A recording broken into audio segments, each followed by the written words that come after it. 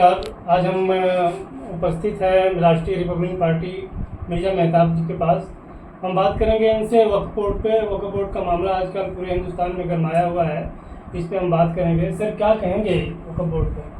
देखिए, वक्फ बोर्ड का मसला जो है वो इतना अहम मसला नहीं है जितना अहम उन्होंने बना दिया है। किसी भी जब हमारी पार्लियामेंट लगी थी, पहला बिल पास हुआ था।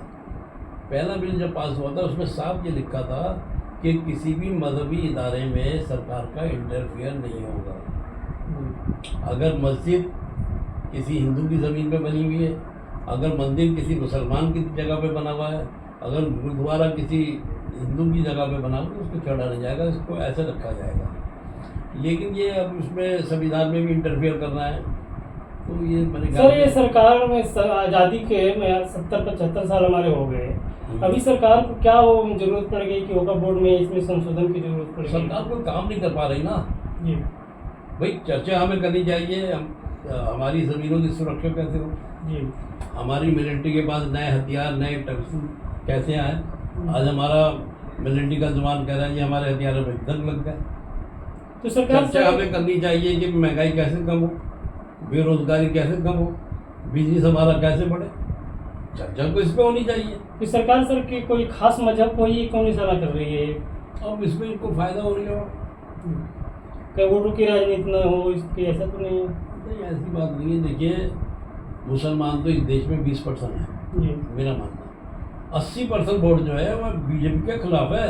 जी ये तो मशीनों की हेरा फेरी और अफसरों की मिली भगत से ही जीत रहा है। तो सर, इसका क्या मतलब कि राजनीतिक व्यवस्था ही भ्रष्ट हो गई है पूरी? बहुत ज़्यादा।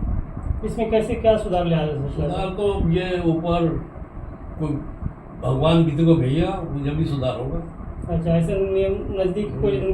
देखिए, जो देश का नेता है वो गैर जिम्मेदार हो गया, जी वो अपनी जिम्मेदारी समझ नहीं रहा। अभी कल एक साहब कह रहे थे कि बुजुर्ग लोग पार्लियामेंट में हैं। मेरे बुजुर्ग लोग सारे क्रिमिनल लोग हैं पार्लियामेंट में और विधानसभा में। अगर आप इंक्वायरी कराएंगे तो मेरे ख्याल से 100 में से 90 आदमी ऐसे होंगे जिन पे केस बने हुए, क्रिमिनल केस चल रहा है। इस देश की स्थिति ये हो गई है। अच्छा, हमारी पार्टी का मसला ये है कि हम पढ़े लिखे नौजवानों को टिकट देंगे। हम कपड़े नहीं बदलवाएंगे, चेहरे बदलवाएंगे। पार्लियामेंट लोकसभा में नए चेहरे आएंगे, पढ़े लिखे नौजवान आएंगे, देश तरक्की करेगा। आपकी पार्टी का हमारा मिशन ये है। अच्छा सर, ये कह रहे हैं कि आजकल के चुनाव इतने महंगे हो गए हैं।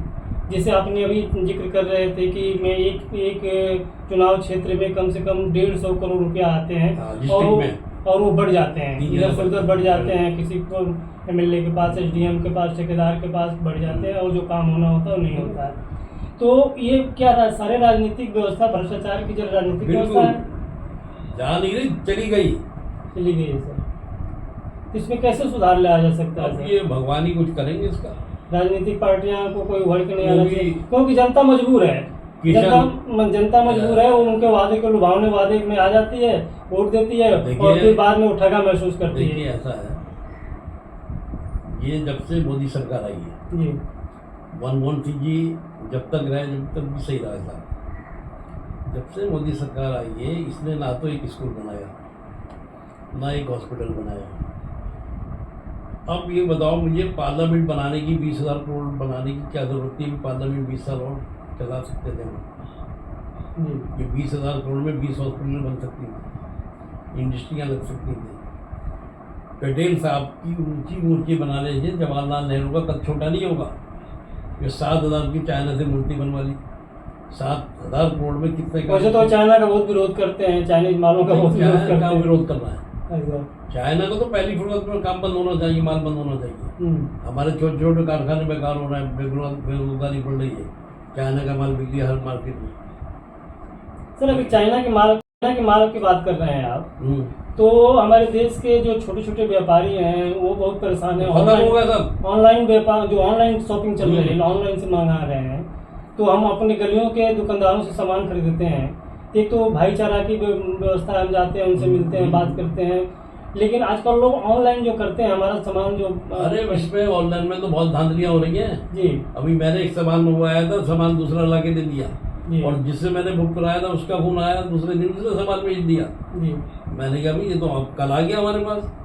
कह लीजिएगा हमने तो भेजे नहीं। तो मैंने कहा भाई अपनी कंपनी चेक करो, तुम्हारे फूल कौन इधर से इधर लीक कर रहा है, जो दूसरी पार्टी सामान ले आई और हमसे पैसे ले गई।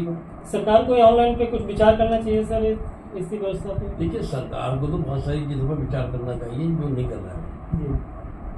बस वो हिंदू मुसलमान कर रहा है बस, और कोई काम नहीं। लोग आपस में एक को पागल को उत्तर प्रदेश का बना दिया, जाहिल आदमी को, उसको से अलावा भी उसको रात को सोते हुए भी मस्जिदें नजर आती हैं, दुनिया चांद पे पहुंच रही है, खुदाई कर रहा है, ये है मसला। अच्छा सर, दूसरा चीज़ हम ये कह रहे हैं कि अभी जो हेरोल्ड मामला आ जाता है, जब भी कोई राजनीतिक मुद्दा गर्माता है, ये हेरोल्ड मामला ईडी को भेज देते हैं उनके घर। हेरोल्ड मामला देखिए ईडी में इन्होंने ऐसे लोगों को जमा कर लिया है कि जो इनके इशारों पे काम करते हैं। जी, आज जाओ जी फलानी जगह चले जाओ, चाहे वहाँ पे कुछ हो या नहीं हो, उनको लपेटे में ले लो। वो परेशानी तो होती है ना। जी जी। भाई आपको अगर कोर्ट का नोटिस आ गया तो आप वकील भी करोगे, कोर्ट भी जाओगे, चाहे इसमें हो नहीं कुछ, लेकिन जवाब तो देनी पड़ेगा आपको। साल 2 साल मामला तो लटके जाएगा। परेशानी तो होती है ना। जी जी। और राजसमंद एक्सलेटर तो मतलब बहुत पुराना अखबार है। हमने सुना है कि आज़ादी के आंदोलन में बहुत बड़ा रोल रहा उसका, अंग्रेज़ों के खिलाफ लिखता था। ये आरएसएस वाले इसकी मुखालफत करते हैं, जब भी हम भी मुखालफत कर रहे हैं। अब इसमें सोनिया राहुल का क्या लेना देना है? यशपाल कपूर थे, वो देखते थे इसे पहले, कौमी आवाज़ भी था उनका उर्दू में, वही देखते थे बेचारे, ऐसा कोई मैटर था नहीं। जी जी, बहुत बहुत नमस्कार। तो ये थे मिर्जा मेहताब बेग जी से हम लोग आज देश के ज्वलंत मुद्दों पे बात किए और उनके विचार जाने। जी नमस्कार।